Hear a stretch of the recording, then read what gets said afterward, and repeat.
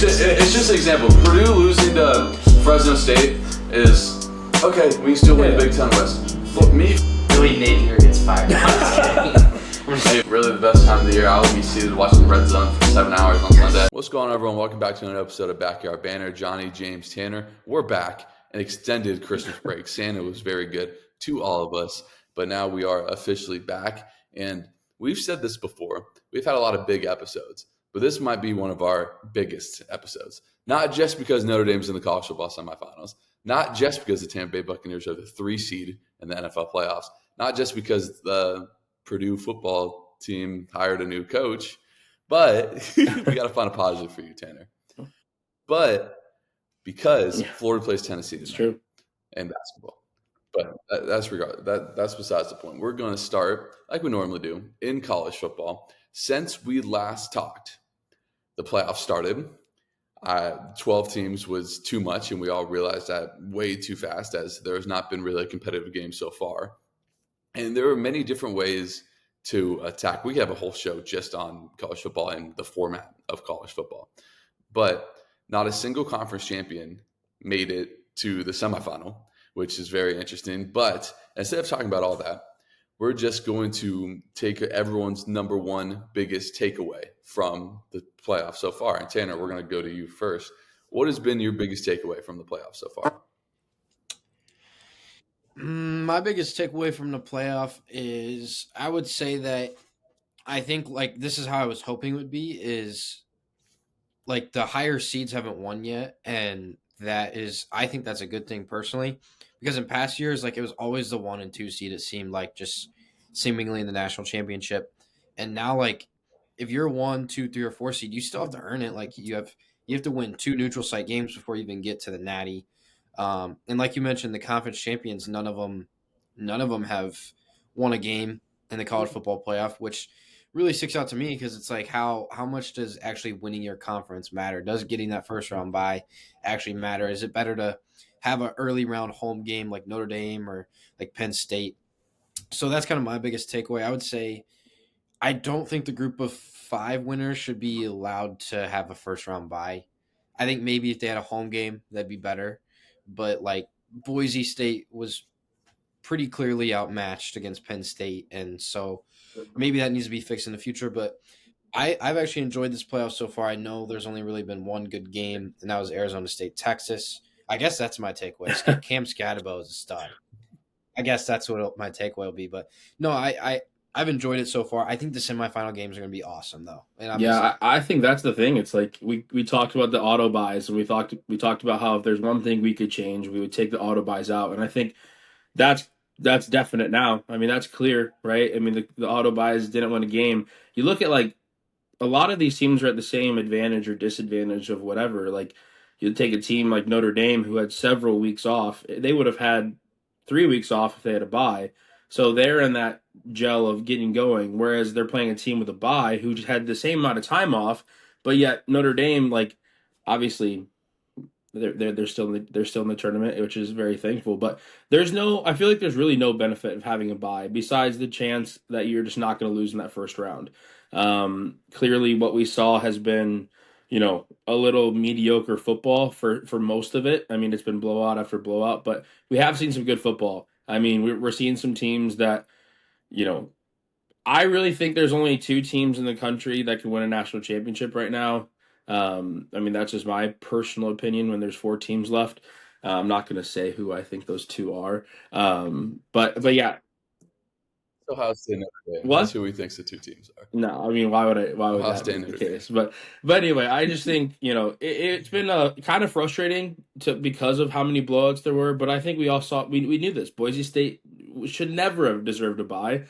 Shout out to, the year they had, but they're not one of the top 4 teams in the country. And I think next year, if they can change it at all, and they probably won't change it next year, but if they can do it, if they do a 12-teamer in 2 years, that's what they have to look at. Let's rank the top 4 teams in the country. Let's give them a bye if that's the route you want to take it. But again, what do we know? It's been great games. Yeah, Cam Scatterbo is a stud. That was an electric game. It wasn't targeting, so I don't care. But yeah. for all the hate that we've given Yeah. Quinn Ewers and the national media has given Quinn Ewers, I mean, he stepped up and made about 5 throws that were just absolutely on the money. I mean, 4th and 13, seized on the line, Yeah. dropped it in the bucket. I mean, that was all impressive. So first shout out to him. I mean, my biggest takeaway is Ohio State finally woke up. And in the previous format, they couldn't have time to wake up because they would have been playing in the Rose Bowl probably, or Penn State would even be in the Rose Bowl. They'd be in the Fiesta Bowl or something, you know. And to see them wake up, and I got a lot of hate, especially on social media, for saying this is one of the most talented teams of all time. If they can put it together, no one can beat them. And there's not a single team in this tournament when they put it all together that can beat them. They showed it against Oregon. They showed it against Tennessee. So that was one of my biggest takeaways. And the other biggest takeaway for me is Notre Dame playing on their own terms. And that really kind of, I wouldn't say surprised me, but it stood out. It stood out to me. Because if you'd have told me that Riley Leonard threw for less than 100 yards in the game against Georgia, I would have said, oh, they lost. You know, they probably lost by multiple scores. But Notre Dame's defense has been absolutely terrific in this playoff. And say what you want about Indiana, they're putting up 50 on about almost every single team they played. So they didn't play anyone, but I mean, they still put up 50. You know, you still have to score those points. And you know, even though Georgia didn't have Carson back, a lot of people were saying, oh, you know, it's going to be a program win. You know, Gunnar Stockton, still that guy who was a 5-star. And Notre Dame's defense completely controlled the game. You know, everyone forgets, you know, football is a three part game, you know, offense, defense, and special teams. Notre Dame has dominated on 2 of those so far in the playoff. The thing that concerns me with Notre Dame, James, I know that you agree with this, is what happens when they don't play a game on their terms. We haven't seen it yet. We honestly haven't seen it since the NIU game, which is kind of really surprising. But you can't ask for a strip sack inside the 20-yard line and a kick return touchdown every game. So for me, it is almost still crazy to say I'm still not bought in on Notre Dame until I see Riley Leonard make multiple throws. And I'm not saying I think he can do it. He had the one beautiful throw against Georgia, and you know, up the seam. But those are my kind of biggest 2 takeaways. My other one is that the reason why the format sucks the way it does and the top 4 teams get a bye is because Ohio State plays Oregon in the next round and Penn State plays SMU and then Boise. That's why it sucks. If you seeded it 1 through 12 normally, that would never have happened. And Oregon would actually be rewarded for going undefeated and winning their conference championship. But instead, they played the most talented team in the country who didn't have to play a conference championship. Oregon is coming off 2 weeks rest. Ohio State barely had to break a sweat to beat Tennessee. So I think there's going to be changes next year to the bracket where I don't know how they're going to do it and still kind of incentivize the conference champion for the 4 major conferences. But somehow, some way, these conferences are not going to let it stand where a Boise and an Arizona State, as good as that game with Arizona State was, should be getting a bye. So I hope those are kind of I hope they change it next year. I mean, but who knows? I'll say a few things about Notre Dame because you kind of brought up Indiana and obviously Georgia. Like, obviously, the media, you either love or you hate Notre Dame. That goes with media. That goes with college football fans. That goes with just people in general. And it's like, you know, as a Notre Dame fan, it is a little frustrating. You know, you beat Indiana. Well, the week prior, not everyone, but a lot of the media is like, oh, man, Indiana's explosive offense is going to really take it to Notre Dame. Then Notre Dame beats them, and then it's like, well, it's Indiana. They shouldn't have been in the playoff. And then Georgia, say what you want.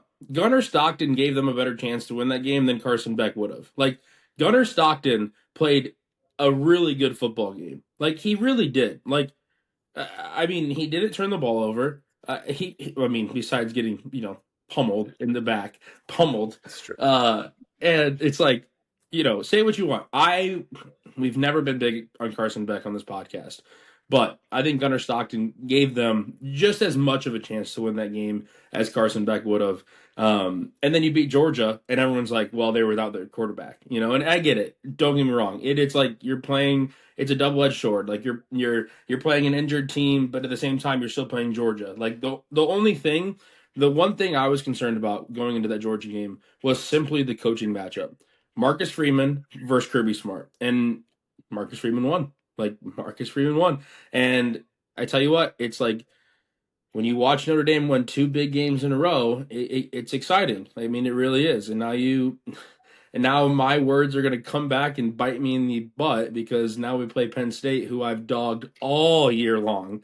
I mean, all year long. And but yeah, I agree with what you said about Riley Leonard. Jeremiah Love was a concern, and here's my concern with Notre Dame against Penn State.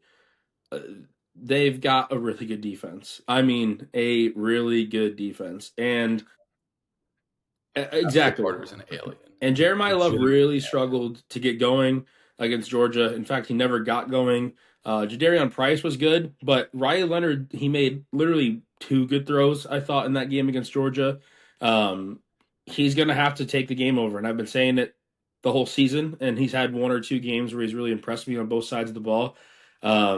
But I am a little concerned against that Penn State defense. But the one thing about Notre Dame that you know you're going to get is you're going to get that defense. So it's going to be a great defensive battle. If you love defense, that game's going to be fantastic. Could be a 10-7 finish. Who knows? Hopefully the Irish come on top. But those were my original takeaways from that game.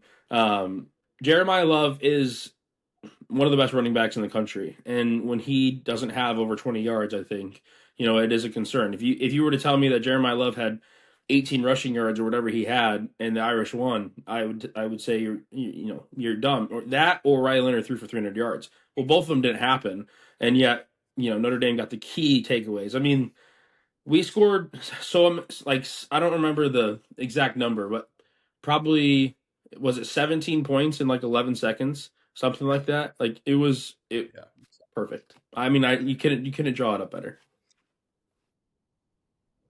I don't think that Jeremiah Love I'm actually kind of concerned about, because outside of the 98-yard touchdown run against Indiana, I think he had an additional I don't even think 22 that many rushing yards that game. And then he just had He's 18 hurt. against Georgia. Very concerned. I think this is very tough for Notre Dame, because I don't want to discredit what they've done, but Georgia, I feel like Georgia, the story for me in that Georgia Notre Dame game was Georgia's miscues rather than Notre Dame beating them. I think Notre Dame took advantage of the mistakes that Georgia made, but I think Georgia, literally, even the Parker Jones play, that was a big play in that game that set them back. Could have been, they were in position, had momentum to get a touchdown. Then they settled for 3, and then you have the fumble recovery that Notre Dame capitalized on, and then the kickoff return. I think that when I look at Notre Dame versus Georgia, I'm not discrediting Notre Dame as a team. I think they're a hell of a football team, but I think Georgia's miscues is what stood out to me in that game, and I don't think Penn State is going to make those mistakes. I think Penn State, their defense is unbelievable. Abdul Carter, they have a good secondary, linebackers, D line is really good, but I think what's really going to be the game changer in the Notre Dame Penn State matchup is how good Penn State is in the middle of the field offensively, because in now it's 2025, I guess. In the year 2025, the middle of the football field inside the hashes is the most important part of the game of football. If you can offensively be able to run the football and then have a tight end that is that good in the middle of the field, and then have a quarterback who right now is hitting on every deep ball across the middle, that is very, very dangerous. It is tough to stop. Notre Dame's linebackers are going to have to play an unbelievable game if they're going to stop Penn State. And that's my concern for Notre Dame, is how good Penn State is offensively, just at all 3 levels of the field. Who you got, Tanner? We might as well pick the game. I like Penn State. I think it's going to be a great game. I think both teams are very similar, but I trust Drew Aller to be able to throw the ball a little bit more than Riley Leonard. I think Riley Leonard's still going to affect the game with his legs, but I think Penn State's defense a little bit better, and I think Drew Aller throws a better ball, and I'm going to take Penn State. I think it's going to be a great game, though. Yeah, I mean, I'm obviously going to pick the Irish here. I got them winning 13-10. That's my final score. Xavier Watts is going to turn the ball over in between the third and fourth quarter. Right at the end of the third quarter, going into the fourth. And Xavier Watts is going to, I don't know if it's going to be a fumble or an interception, but he's going to turn the ball over for the Irish. He's great. He's awesome. Obviously, at Notre Dame, you get blessed watching great safeties and corners, and you get rid of Kyle Hamilton, and it's oh dang, that's a guy that just runs around the field. He's playing flag football out there, running from sideline to sideline. And then Xavier Watts comes, and it's Okay, cool. Like this is just kind of like Notre Dame. That's what they're doing, and Marcus Freeman has recruited at that high level. But yeah, Notre Dame's going to win this game. I am totally concerned, and I don't discredit anything Tanner said. Um, I wouldn't say I mean Georgia did have some miscues, but I think Notre Dame also caused a lot of those. I mean, you can't blame you can't be upset at Georgia for I mean Gunnar Stockton getting pummeled in the back and dropping the football. Like I mean, that is a miscue for sure, but it's also caused because of Notre Dame. Um I am concerned on the product that Penn State can put out there. I think Notre Dame has the advantage coaching wise. I'll always say that. I will always say that. But again, this is a game where my words might come back and bite me in the butt because I've been talking down on James Franklin and Penn State all year. But they've got a great team. Their offense is actually pretty solid. I mean, they have a lot of pieces, a lot of explosive opportunities, and I am concerned. So I hope Notre Dame wins this game in a close battle. I'll be tuned in Thursday night right before I come see Johnny. So hopefully we can celebrate Friday night with a little Irish win. But I got Notre Dame winning 13-10. But who knows? Yeah, I mean this game's really interesting. If you'd have told me before the game, all the stuff that happened in the Georgia game. By the way, Georgia made it this far without having receivers that can like legitimately catch the ball. The drops wasn't just an issue against Notre Dame. It's been an issue all year. Their offensive line this year was not the typical Georgia offensive line. And what do? They go out and get Zach Ryan, by the way, who's a freaking stud and going to be a one and done there and go be a first round pick. So, um, with that being said, Marcus Freeman went in and outcoached and outclassed Kirby Smart, and that was again one of the more surprising things from the playoff. But this game is really interesting to me because I don't think Riley Leonard's going to make the throws. I really don't.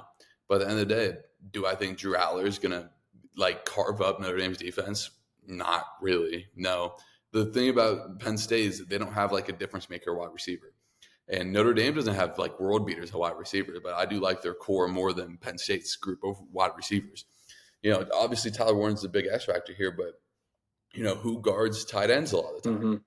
Safeties, right? Or unless you have like a super athletic linebacker, but if you go man, there's a lot of times that safety comes in the box and can take him away. There's been very few safeties in the last, I'll say like 8 years that I've said like wow, like they are completely difference makers. Grant Telpett when he was at LSU was an absolute problem, right? And then you had Isaiah Simmons when he was at Clemson, who was a hybrid, linebacker safety, and he was like, yeah, this guy's different. Xavier Watts is in that tier to me, and I think he can kind of single handedly take Warren out of the game. That's the matchup: Warren against Watts. I mean, with that being said, I really do not trust Riley Leonard in the spot, but I do trust Marcus Freeman in Notre Dame's defense. So I'm going to ever so slightly. Come on, Johnny, join the squad. Ever so slightly lean Notre Dame. By the end of the day, I know their special teams, their kicker has been better, but Notre Dame's kicker has been awful all year. So if it comes down to Jeter's got it. He's got it. Jeter, come on. But ever so slightly, I'm going to lean Notre Dame because of that defense. And then Jeremiah Love doesn't seem healthy, but they got two backs that can go. But so does Penn State, man. No, I don't know if any team in the country has two better backs than Penn State. But ever so slightly, I'm going to lean Notre Dame. If I was telling you to bet this game, I would not bet this game because I have no feel on it. I think these two teams are very evenly matched, but I think the advantage is in the coaching staff with Marcus Freeman and Notre Dame will be able to eke out a victory. And Tanner, we're just going to go right back to you because Ohio State plays Texas, and they also play each other in Week 1 next year, which is going to be absolute cinema in the shoe. But who do you got there? Ohio State. Hands down, this is I'll say right now, congrats. Ohio State has won the national championship. Wow. I'll count them right now. Best team in the country. Losing to Michigan, I think, ended the college football playoff for everybody else. That Michigan going in and beating Ohio State, that was a wake-up call that Ohio State seemingly needed, and they got it.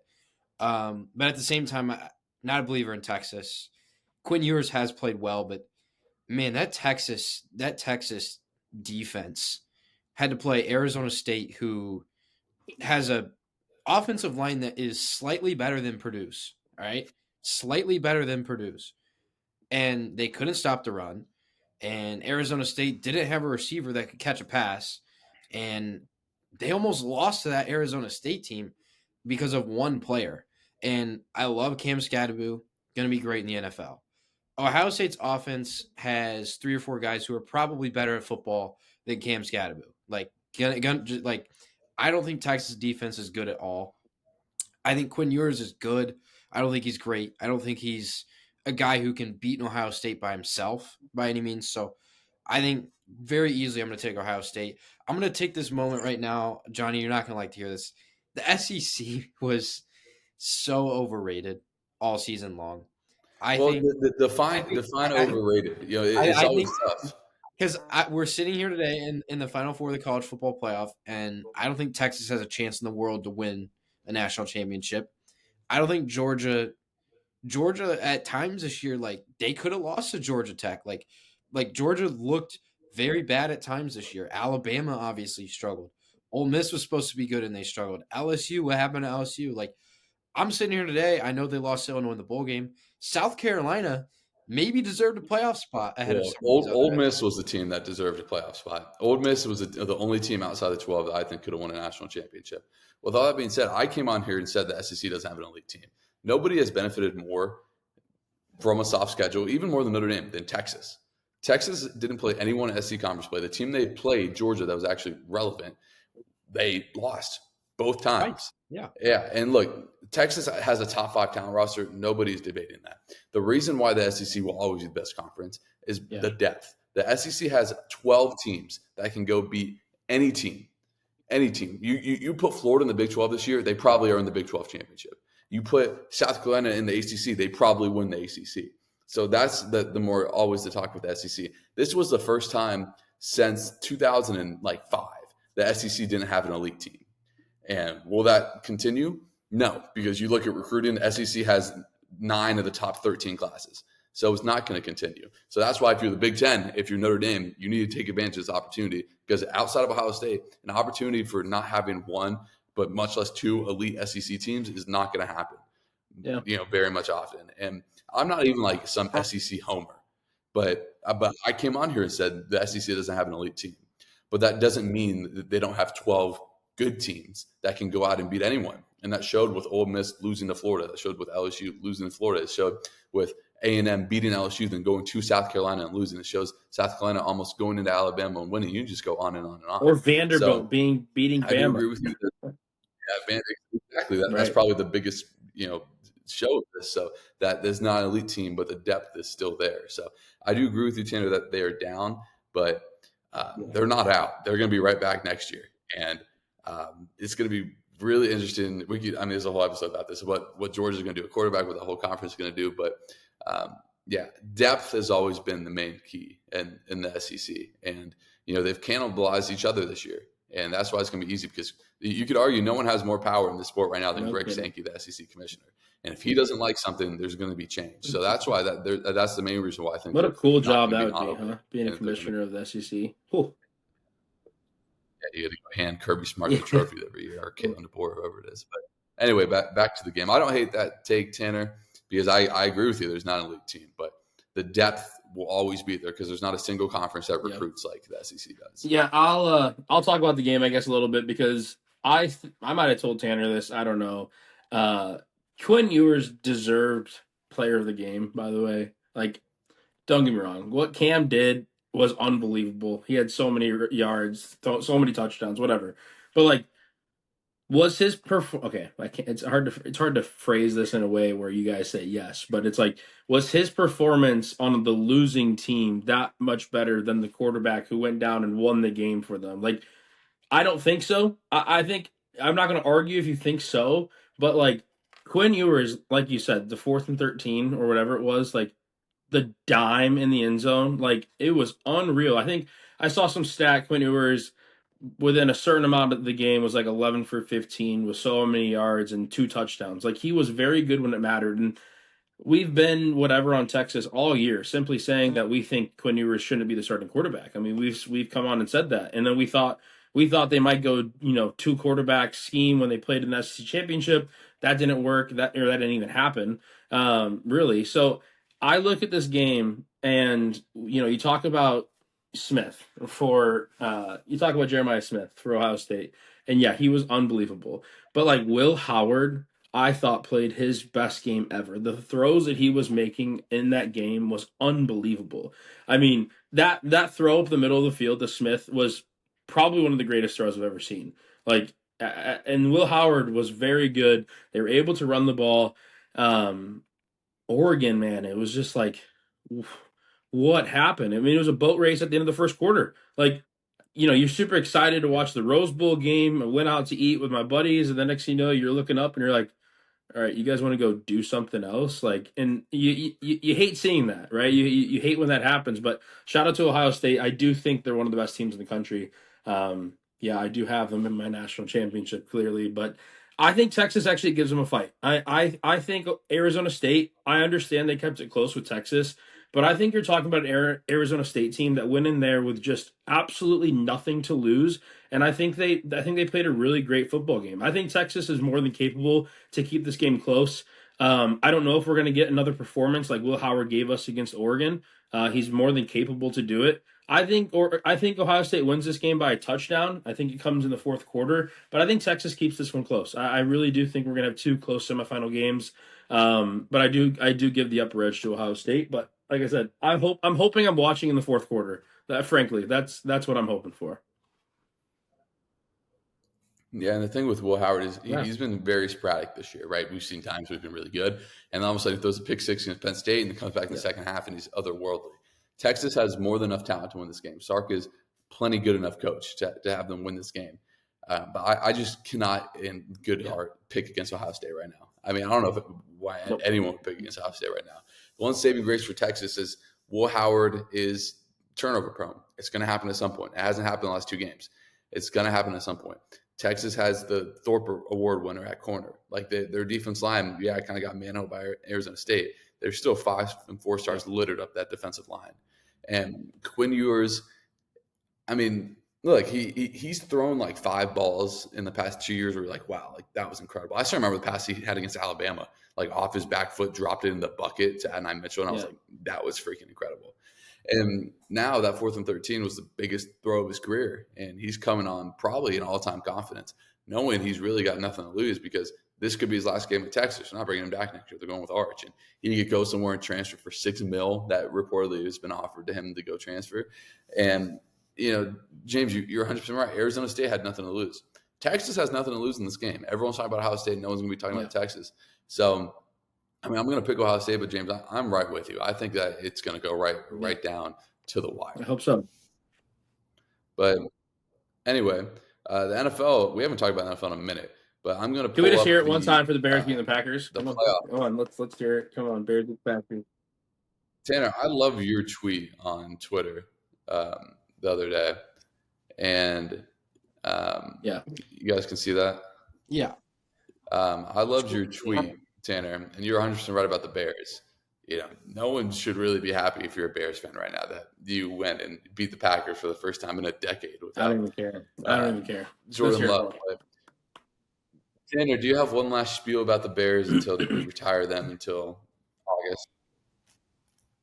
I'm actually going to say thank you to the Bears.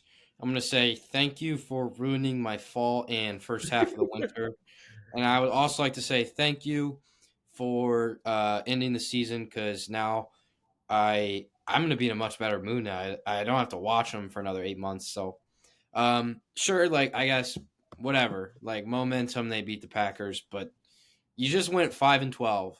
And that team, I mean, I don't even want to talk about it. Like, why are we acting like we won the Super? I think that shows how embarrassing it is to be a Bears fan, how some people are acting after one win against the Packers. Hey, man, a win's a win. It's been a while, man. We deserve them. I don't care. The thing is, that team did not deserve to beat the Packers this year. That team did not. But when's the last time a Bears fan has been confident in their quarterback going into an offseason, man? I mean, it's been a while. If you want to say 2018 after Trubisky had that great year, then I'll give it to you. But look, they got a good chance to hire Ben Johnson. We'll mess it up. We'll mess it up. But I will say one thing before, and then Johnny, as soon as I'm done, you can take it into the playoffs. So I will say one thing. And I was watching TikTok, last night before I went to bed. I was doom scrolling. I think that's what they call it. And I saw Tevin Jenkins was talking about after the game. He's like, I gotta do what's best for my family, whether that's here or somewhere else. And I'm sitting there like, dude, you suck. Like this guy sucks. Like you'd be lucky to play Canadian football next year. Like you are awful at the game. So like when you hear Tyreek Hill say it and you're like, I gotta do what's best for me and my family, like this is the first year I'm not in the playoffs, whatever. It's like, dang, like yeah, Tyreek Hill's a stud. Tevon Jenkins sucks, and he wouldn't start in any other football team in the NFL. So, buddy, if the Bears offer you a contract, take it. In fact, you should donate half the money back because you suck. Like, I don't care. He's the worst player to watch. When I'm at family Christmas or family Thanksgiving and I'm watching, I'm telling my all 30 members in my family to watch the left guard play football, and you'll be dumbfounded about how bad he is. And that's what happens every time. You want to watch bad Bears football? Watch the left guard. Jenkins sucks. But go ahead, Johnny. Let's go. Come on. Tanner, are you keeping Ryan Poles or not? If Ben Johnson wants him fired, then fire Ryan Poles. Well, I will say this is the last time we're going to say about the Bears all year. The Bears got a lot of cap space, and the one thing that they should go do is reinvest in 4 positions on the offensive line to go protect Caleb, because no one got sacked more this year. It is actually like ridiculous how close they are. I know I'm disappointed, but like we are talking 5 players and a head coach away from being an elite football team. They need 4 offensive linemen, and they need an edge rusher, and they need a head coach. It's pretty simple. Like what they need is it is known what they need. There's no reason why they shouldn't be in the playoffs next year, in my opinion. But anyway, we'll start in the AFC, and we'll just start right at the top with the Chargers and Texans. Every single time Chargers hosted a playoff game, it's been the first game on Saturday because that's like the least watched window. Sad for the Chargers, or sad for the Texans. But let's go kind of quick through the first round, unless there's a game we really want to dive into. But Tanner, do you think that the Texans can recapture some of their magic? No, and what I'm going to do with every game here is I'm going to pick a winner, and I'm going to give one sentence why. I'm going to take the Chargers because they have Justin Herbert, who I think is better than C.J. Stroud right now, and they have a better head coach. They have Jim Harbaugh, who I think is going to outcoach D'Amico Ryans. Yeah, I mean, I'm not going to even – ditto. Boom. Yeah, I could see the Texans like coming out and putting it together. Like they beat the Bills this year. Like I could see them. They didn't play their star, or they did play their stars last week, but coming out and playing a really good game for the first time. But at the end of the day, their injuries at receiver will doom them eventually. And yeah, it is. And how a Chargers Chiefs divisional round would be absolute cinema. But we'll move on to Pittsburgh and Baltimore. Tanner, give us your one sentence. Pittsburgh should not be in the playoffs. Give me the Ravens. Yeah, this guy's a two Also, the worst decision the Steelers ever made this year was benching Justin Fields. Yeah. Well, he's been hurt also. There's a lot of reason why he hasn't played recently. Yeah, but still, he's better than I'll just say I think the AFC is pretty easy to predict. I mean, the first round of the AFC is very easy to predict. Yeah. The Ravens can win a Super Bowl, so the Ravens are definitely going to beat the Steelers. Who was on the Steelers when they were like 8-3 and said that they were fraudulent? I think that there's one person that said that. It was me. I've been saying the Steelers are fraudulent all year. Just like I said, the Saints were fraudulent when they started 2-1 and then proceeded to lose like 12 games in a row. Look, you need an elite quarterback, and a cornerback, but mostly elite quarterback to win in this league. Russ has shown flashes of being elite, but look, if the Ravens lose this one, Jim Harbaugh is going to be fired. So I very much hope that they win this game, because a Buffalo-Baltimore divisional round would just be even more cinema than Kansas City Chargers. Anyway, Denver-Buffalo team. Give me Buffalo. The Bills have a guy wearing number 17 named Josh Allen. Yeah. Broncos don't have him, so give me the Bills. Bo Nix has had a hell of a year. I mean, give it up for the Broncos. I didn't think that was really a possibility for Denver this year. They've looked very good. Audric Estime scores a tud yesterday, or what day is it today? Tuesday. So 2 days ago. But give me Buffalo for sure. They're just a better team. Yeah, Josh Allen MVP. So yeah, I agree. But I'll tell you what, I just said something I was right about, or 2 things I was right about with the Saints and Pittsburgh. I was wrong. I thought Bo Nix was a reach in the first round. I didn't really think that he was a starting NFL quarterback. And not only that, you could argue he should be offensive rookie of the year. I'm not going to take that away from Jaden Daniels, but he's been very good. But look, I'm a pick Buffalo. Johnny, Buffalo. I don't think you're wrong. I think Bo Nix is gonna come back to earth next season. I think this is a 1-year wonder. Yeah, I could see it, but like Sean Payton is always going to get him right. Sean Payton doesn't get enough credit for the turnaround that he's kind of produced this year. But look, I'm still gonna take Buffalo. But I'll tell you what, Denver's defense line gets after the quarterback. So if you want to stop Josh Allen, that's how you do it. But all right, let's go to the NFC. We'll start at the top: Minnesota and the Rams.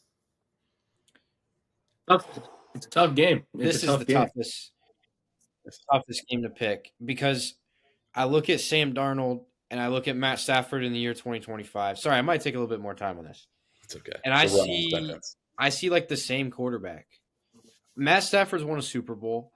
I think the Vikings have the better head coach in this game, which is hard to say when the Rams have Sean McVay. I think the Vikings are going to win this game because their defense is a little bit better. I think Brian Flores is a little bit better of a defensive coordinator. But, man, this is a hell of a matchup. I'm going to take the Vikings. They're going to win on a field goal. Yeah. I could be wrong, but I'm pretty sure this is a rematch in the same place, right? It was a prime time game. Might have been like a Monday Night Football game. I could be wrong. Yeah, Thursday night game, something like that. I remember watching it, and it was a prime game. And Sam Darnold and Justin Jefferson absolutely picked apart L.A.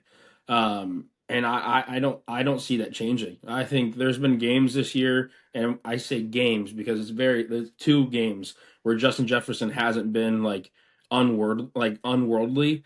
And I don't think the Rams are capable of stopping them. And guess what? Even if you stop Justin Jefferson, they are plenty talented all around.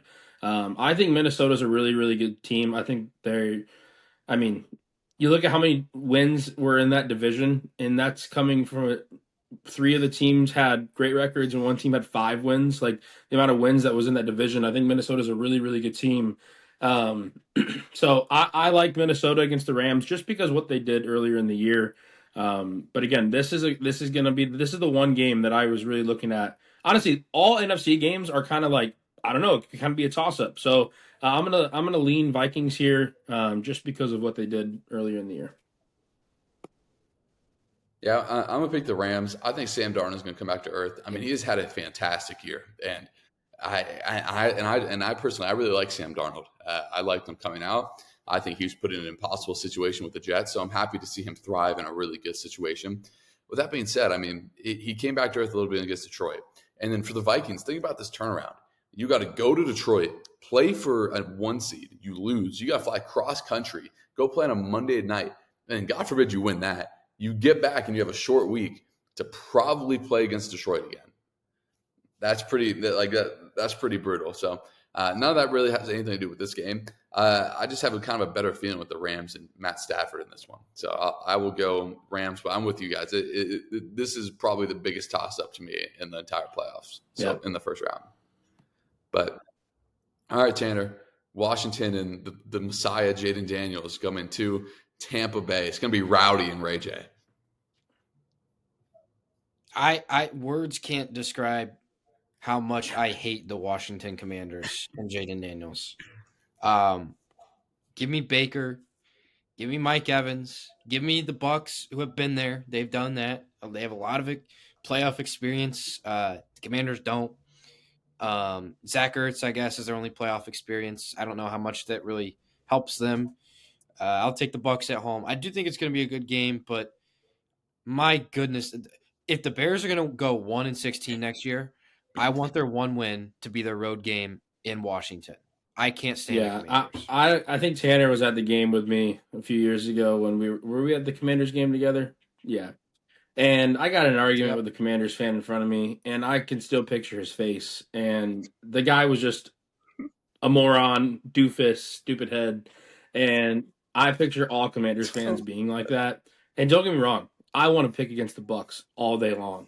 But I can't because the Commanders just take it from Bears fans. Who would have thought? We have a rivalry with a team like the Commanders. Like, that's kind of turned, like, You look at the Packers, you're like, yeah, I want to beat them twice. Commanders, I need to beat them. I need to beat them. I hate the Commanders so much, so give me the Bucks. Um, yeah, you got a good football team down there in Tampa, John. You do. They're a good team. I don't think they're a great team. I Well, think they're a good team. Bucky Irving, great name, and he's been a good back. Halfway through the year.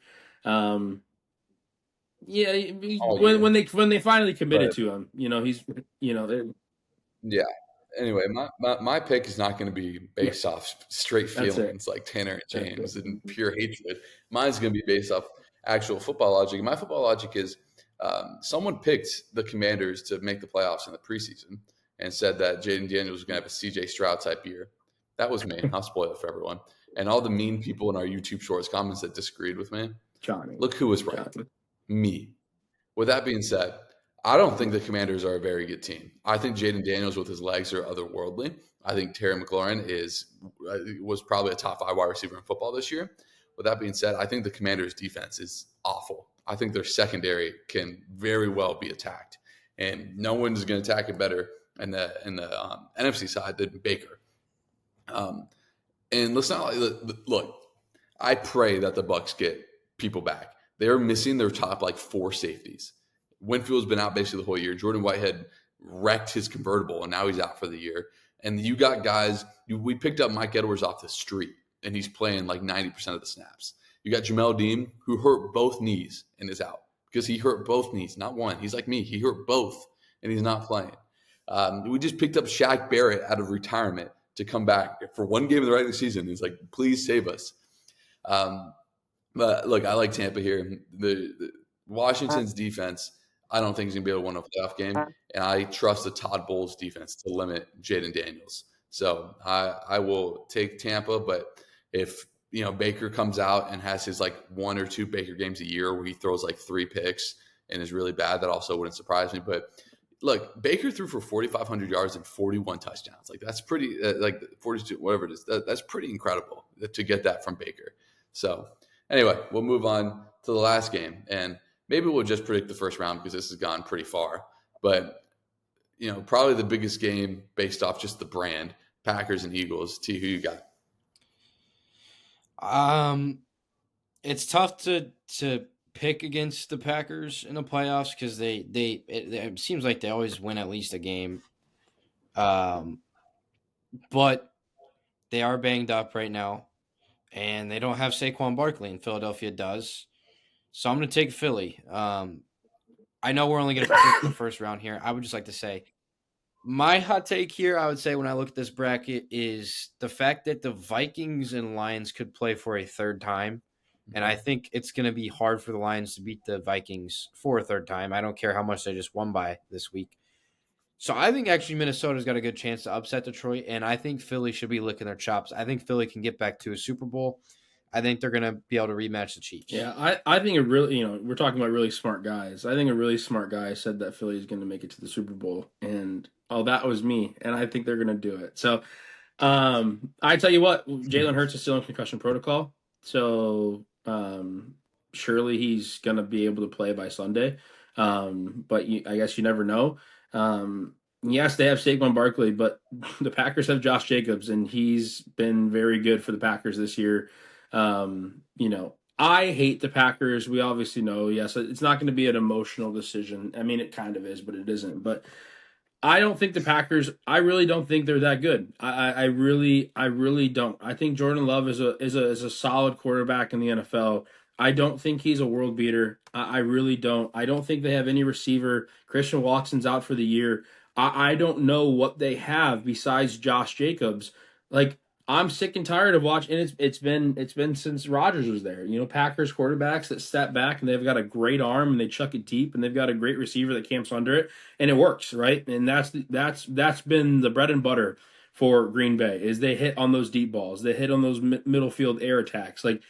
They're great at it, but I don't think the Packers have enough to beat Philly in Philly if they get a healthy Philly team they're going against. I think the Eagles are a really, really good team. I love their matchup. I love their road to the Super Bowl. So if Jalen Hurts is healthy, and he plays, give me the Eagles for sure. I'm going to take the Packers regardless if Jalen Hurts plays or not. The Packers always seem to win this kind of game.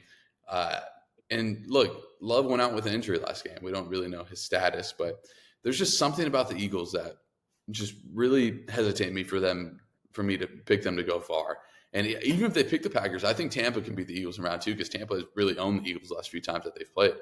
But I'm gonna pick the Packers. I don't know why. It's just a feeling that I have. I think Philly had a great year. I think Saquon is unbelievable.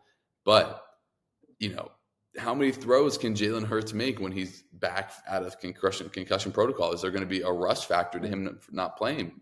Basically, almost 3 full games. I know he got hurt kind of in the beginning of that first stretch, but yeah, I'm going to take the Packers. There's always one upset right in the playoffs to kind of shake things up. The Packers did it last year, and when they beat Dallas, and I think they're going to do it again. It's the exact same spot, and I think they're going to do it again when they play the Eagles. But all right, we're going to go around. Tanner, who's winning the Super Bowl? Give one sentence why.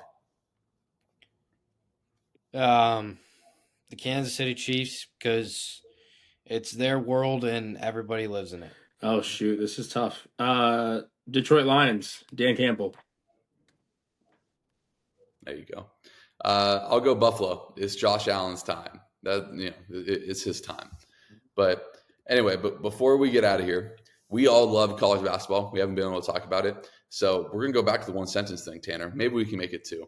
What's been your big takeaway from the first, 15-ish games of college basketball? I would say that number one, I think Auburn's the best team in the country, hands down. There's not a team like Tennessee, I guess, has those athletes, but the type of athletes that Auburn has is different than everybody else. And Janai Broom's the best player in the country.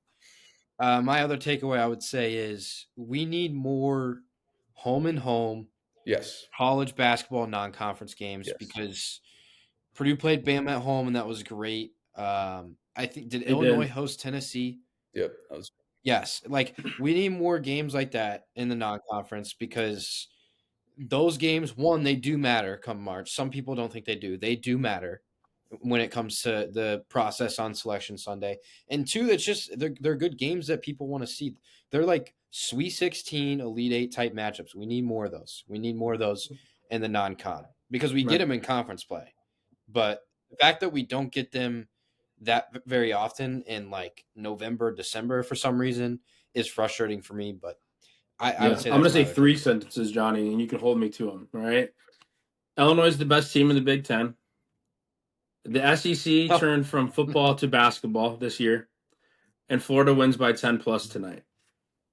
That's all I got. 10 plus would be gritty. I would enjoy that. My biggest takeaway, no one ever thought a conference could be this good like the SEC is this year. I mean, it is unbelievable how deep it is and how anyone can be anyone. You stop. Don't even bring up some 2013 Big Ten or whatever. The 2011 Big East is probably going to that is true, but that team only had like 10 teams or whatever it was, 11 or how many teams are in the conference? 12? They had 14 teams in their conference, 13 of them made the NCAA tournament. Who was the one team that didn't make it? I think it was. I want to say it was DePaul. Yeah, it had to have been DePaul. That hasn't been good in decades. But look, I mean, the SEC is otherworldly this year, regardless of if they're as good as the 2011 Big East or not. I mean, they got like 6 teams in the top 10, and they've all kind of beat people. My other takeaway is I never thought Florida would be this good. I understand the loss to Kentucky, but if that game's on a neutral floor and Kentucky doesn't have their best shooting performance of the season, Florida probably wins. So, I mean, my opinion doesn't change them at all. But, I mean, Florida has the best backcourt in the country. Anytime you have 3 guys that are 1,000-point scorers in your backcourt, you're going to win a lot of games. And no one has a tougher start to conference play in the entire country than Florida does. They play Kentucky, Tennessee, and Arkansas, 2 of them on the road. So, James, I hope your prediction comes true. I hope they win tonight. It's going to happen, man. Pleasantly surprised on how good Florida's been so far. That's another big takeaway. Another one for me, I think Iowa State, even though they're ranked number 3, I think Iowa State can very much win a national championship. They play a great brand of college basketball. It's a great. I love teams that guard. They sit down. Iowa State guards, man. Oh, I love it. You want to know who sits down and guard is UC Davis. We're talking about a team here who's top 5 in KenPom and defensive efficiency. Don't let them in the tournament. They might get matched up against Purdue. Whoever they play, they're not. Well, We'll Purdue see. won't be a 1 this year, so I think they'll be safe. I'm Look saying at his anyway. face. If you guys Look at his face. He said they're not going to be a 1 seed. Look at his face. They can still be a we'll top be a 3. 2 or a 3. We're big chilling. All right. Well, Purdue's a 4, and anyway, I'm just hating. They won't be a 4. If you guys made it this far, thank you guys so much for watching. Leave a like, comment, subscribe, and we'll see you guys next time. Peace.